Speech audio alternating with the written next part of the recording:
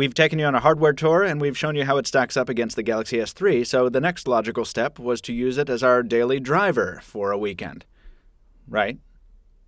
I'm Michael Fisher, this is Pocket Now, and this is Galaxy Camera as daily driver, a weekend experiment.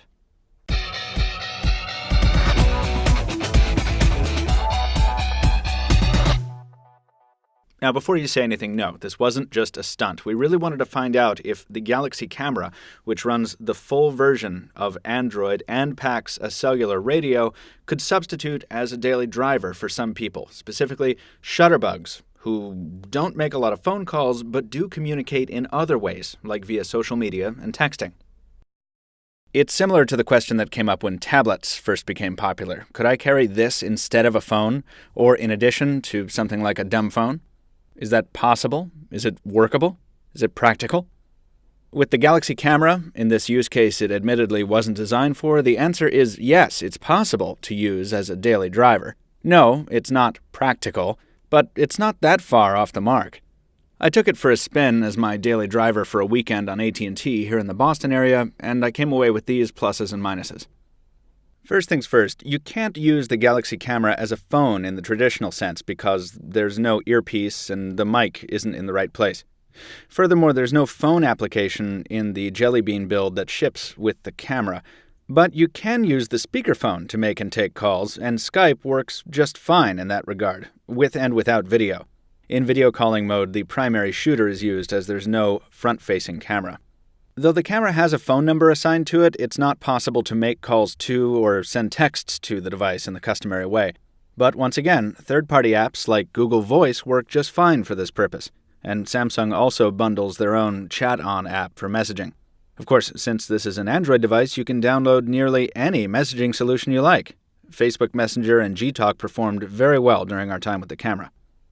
That's a recurring theme with the Galaxy Camera. If it doesn't come with the functionality you need out of the box, you can download it from the Play Store in most instances, thanks to its nature as a fully fledged Android device. I was able to get my home screens lined up in my preferred order with HD widgets and transit titles, games, calendars, and even Spotify. It was a strange but fun experience to blast pinback from my camera. This being the AT&T version of the device, I was confined to HSPA, but data speeds and reception were quite good. And of course, shots taken with the camera's 16-megapixel sensor outclassed what's possible with most smartphone shooters. Having the option to upload directly to Facebook, Twitter, and Instagram without bothering with finding a Wi-Fi hotspot was really nice. Nothing new for smartphones, of course, but a convenient novelty on something called a camera. Unfortunately, that comes with some compromises, as you might expect. This being a camera, it's big and bulky compared to most smartphones. As I mentioned in the Galaxy S3 comparison, while portrait use is possible, it's not preferable because of the awkward way it sits in the hand. Landscape, dual-handed use is preferred. Again, no surprise there. Even for a camera, though, it's big.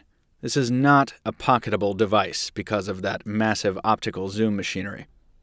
What was a surprise was the size of the battery included in the Galaxy Camera, only 1,650 milliamp hours, and that limitation was really apparent.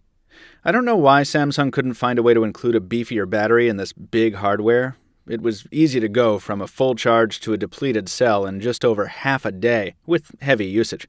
Now once again, that's usage as a smartphone substitute, not as a camera, so it won't affect you if you're using the device for its intended purpose, but it was still quite disappointing for such a big and heavy device to die so quickly. Samsung's taken some steps to squeeze as much endurance as possible from the camera, and that's resulted in some odd behavior. There's an auto power off that you can optimize in the settings menu, but the device also goes into a kind of a deep standby at times that prevents it from receiving timely notifications. Almost all of my email, text, and Gtalk alerts were delayed significantly during my time with the unit in standby, which says to me that Samsung has tweaked the unit's listening settings when the screen is off. I was also surprised by how much lag there was in daily use. I thought with the same quad-core Exynos processor as the Galaxy S3, this thing should be screaming, particularly with Project Butter enhancements. It felt a lot like the unit's CPU had been downclocked, and I was confused until I discovered that the power-saving feature was on. I'm not sure if this happened out of the box or if this is something I did and then forgot, but you'll want to check that setting if you're feeling a lot of lag on your Galaxy Camera, because it absolutely does limit the CPU's efficiency in the name of battery life, leading to a less than ideal software experience. Taking the Galaxy camera around town as my smartphone replacement was, as you might expect, again, a study in compromise. While it bore all the challenges that come with using a device in a manner not intended, it actually shined by virtue of including the full suite of enhancements that any high-end Android device offers in 2013.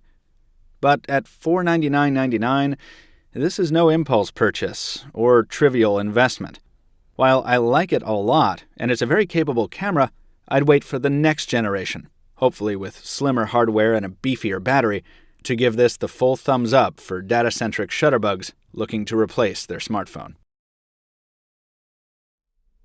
That's going to do it for Galaxy Camera as Daily Driver, a weekend experiment. Thank you for watching. If you have something to say, please leave a comment on the post at pocketnow.com, where there's a few more observations in print form alongside this video. If you like us here on YouTube, please leave us a thumbs up here. Follow us on Twitter so you don't miss anything. Pocket Now Tweets is the official account. You can also follow me at Captain2Phones. That's Captain, the number 2, Phones. We also discuss the Galaxy Camera and other Android, Windows Phone, and iOS devices on the Pocket Now Weekly podcast every week. Be sure and check that out. Our own Jaime Rivera discusses these devices and more on the daily Pocket Now Daily broadcast. And as always, there is new editorial and video content of all sorts at pocketnow.com. Thank you again for watching, and we'll see you next time.